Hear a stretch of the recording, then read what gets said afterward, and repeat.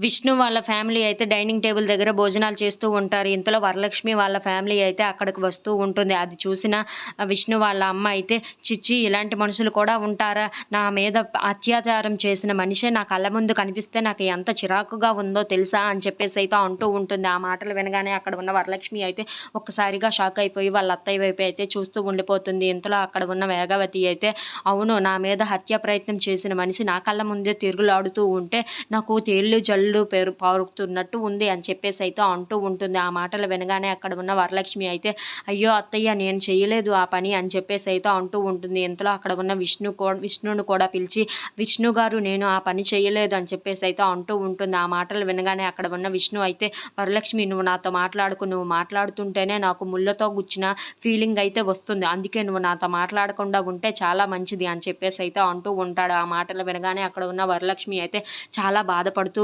విష్ణు వైపు అయితే చూస్తూ ఉండిపోతుంది. ఇంతలో అక్కడ ఉన్న విష్ణు అయితే, "నువ్వు మాట్లాడితేనే కాదు, నీ వైపు చూసినా, నీతో మాట్లాడినా, నీ వైపు చూసినా సరే నాకు చాలా చిరాకుగా ఉంది వరలక్ష్మి.